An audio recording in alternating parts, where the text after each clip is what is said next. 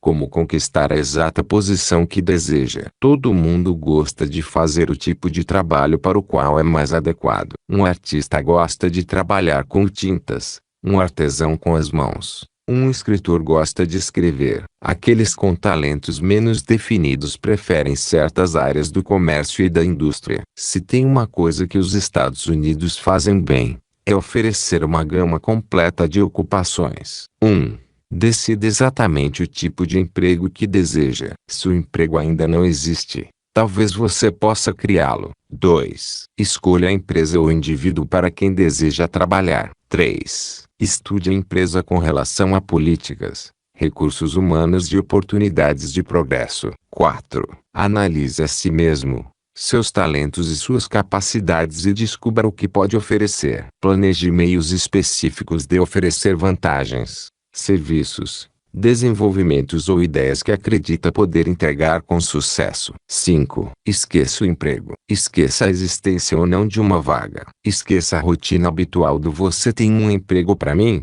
Concentre-se no que você pode oferecer. 6. Quando tiver seu plano em mente, coloque-o no papel de forma clara e com todos os detalhes. 7. Apresente-o à pessoa adequada, e o resto virá automaticamente. Toda empresa procura pessoas que possam oferecer algo de valor, sejam ideias, serviços ou conexões. Toda empresa tem espaço para alguém que tem um plano de ação definido que seja vantajoso para ela. Esse procedimento pode consumir alguns dias ou semanas de tempo extra, mas a diferença no salário, no progresso e no reconhecimento vai evitar anos de trabalho duro e salário baixo. O método tem muitas vantagens, e a principal é que você pode economizar entre 1 e 5 anos do seu tempo para alcançar um objetivo determinado. Toda pessoa que começa, ou embarca a meio caminho da subida da escada consegue essa façanha por planejamento deliberado e cuidadoso. O novo jeito de vender serviços. Homens e mulheres que comercializam seus serviços devem reconhecer a mudança que ocorreu na relação entre empregador e empregado. No futuro,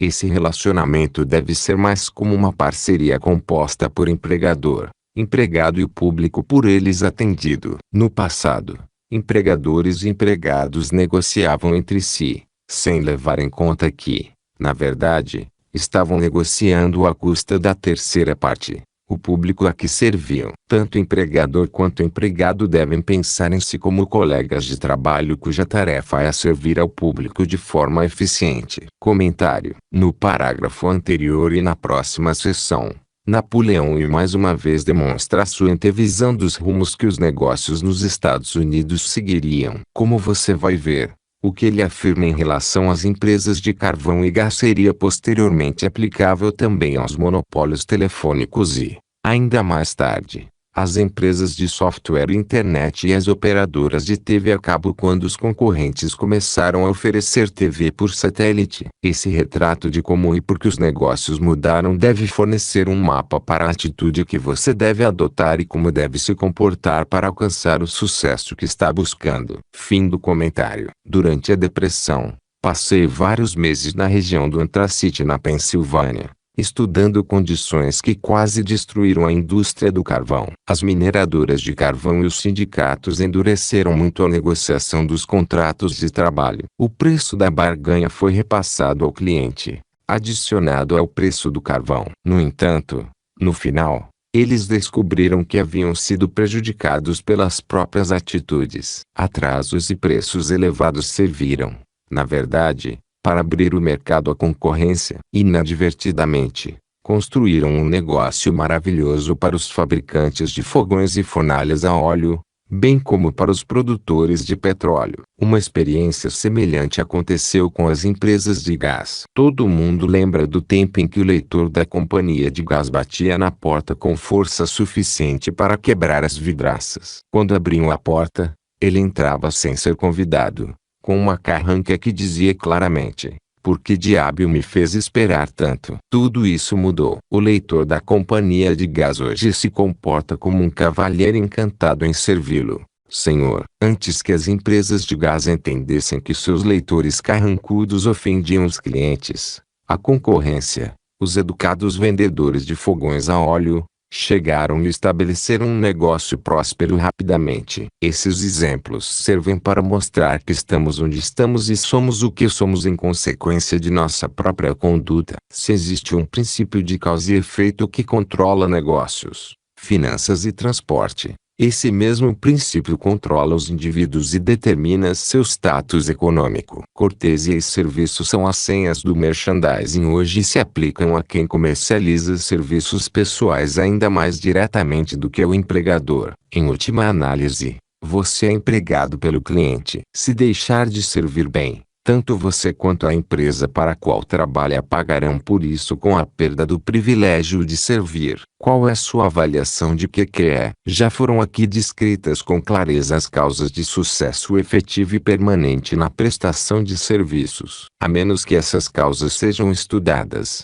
analisadas, compreendidas e aplicadas, ninguém pode vender serviços de forma eficaz e permanente. Todo indivíduo deve ser a própria equipe de vendas de seus serviços pessoais. A qualidade e a quantidade do serviço prestado e a disposição com que é prestado determinam o preço e a duração da contratação. Para comercializar seus serviços pessoais de maneira efetiva, o que significa um mercado permanente a um preço satisfatório e em condições agradáveis, você deve adotar e seguir a fórmula QQE. QQE significa que qualidade, mais quantidade, mais espírito de cooperação adequado é igual à técnica de vendas perfeita do serviço. Lembre-se da fórmula QQE, mas faça mais. Aplique como hábito. Analise a fórmula para ter certeza de que compreende exatamente o que significa. Qualidade de serviço significa desempenhar cada detalhe relacionado à sua posição da maneira mais eficiente possível, sempre com o objetivo da maior eficiência. Quantidade de serviço significa o hábito de prestar todo o serviço de que você é capaz, em todos os momentos, com o propósito de aumentar a quantidade de serviço prestado enquanto desenvolve maior capacidade pela prática e experiência. A ênfase é novamente colocada na palavra hábito. Espírito de serviço significa o hábito da conduta agradável e harmoniosa, que induzirá a cooperação de associados e colegas de trabalho. Qualidade e quantidade adequadas de serviços não são suficientes para assegurar um mercado permanente para seus serviços. O espírito em que você entrega o serviço é um forte fator determinante relacionado tanto ao preço que você consegue alcançar como à duração do seu emprego. Andrew Carnegie destacou esse ponto em sua descrição dos fatores que levavam ao sucesso na comercialização de serviços pessoais. Ele enfatizou várias vezes a necessidade de uma conduta harmoniosa. Enfatizou repetidamente que não manteria nenhum homem, por maiores que fossem a quantidade e a qualidade de seu trabalho, a menos que ele trabalhasse em espírito de harmonia. Carnegie insistia para que seus empregados trabalhassem mantendo uma disposição agradável uns com os outros. Para provar que valorizava muito essa qualidade, ajudou muitos que atenderam aos seus padrões para enriquecer. Os que não se adaptavam tiveram que dar espaço para outros que correspondiam aos requisitos. A importância de uma personalidade agradável foi destacada por ser muito importante para a prestação do serviço no espírito adequado. Se você tem uma personalidade agradável e presta um serviço em espírito de harmonia, esses recursos geralmente compensam o que pode faltar tanto na qualidade quanto na quantidade de serviço que você presta. Nada, no entanto, pode ser eficientemente substituído pela conduta agradável. O valor do capital de seus serviços. A pessoa cuja única fonte de renda é a venda de serviços pessoais é uma comerciante,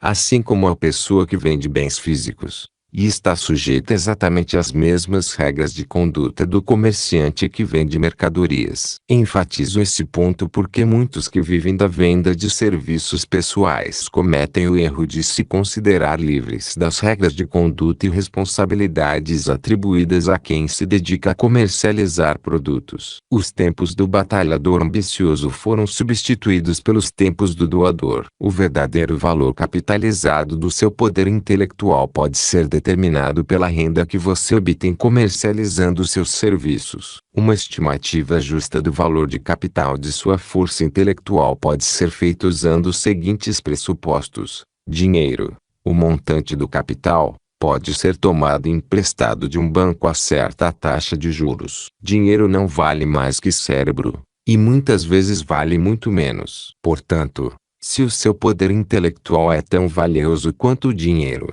na verdade, você deveria estar emprestando seu poder intelectual, sua quantidade de capital, pelo menos com a mesma taxa que os bancos cobram para emprestar dinheiro. Isso significa que o que você ganha em um ano, sua renda, é comparável ao que um banco ganha com um empréstimo em um ano, os juros que cobra. Você pode então calcular o valor do capital de sua força intelectual usando essa fórmula. Divida 100 pela taxa atual de juros cobrada pelos bancos para emprestar dinheiro. Em seguida, multiplique o resultado pelo valor da sua receita anual. Por exemplo, suponha que a taxa de juros atual seja de 5%. Suponha que sua renda anual seja de $50.000. A fórmula seria a seguinte: 100 divididos por 5 são 20, e 20 multiplicados por os $50.000 equivalem aos $1 milhão. Portanto, se você emprestar seu poder intelectual, seu capital, com a mesma taxa que o banco cobra para emprestar dinheiro, 5% de juros, sua força intelectual valerá os $1 milhão. Cérebros competentes, se comercializados com eficiência, representam uma forma de capital muito mais desejável que o dinheiro necessário para operar uma empresa que comercializa bens. Isso é verdade porque cérebros são uma forma de capital que não pode ser depreciada permanentemente pelas crises econômicas, nem roubada ou gasta. Além disso, o dinheiro essencial para a condução dos negócios é tão inútil quanto uma duna de areia até se associar a cérebros eficientes.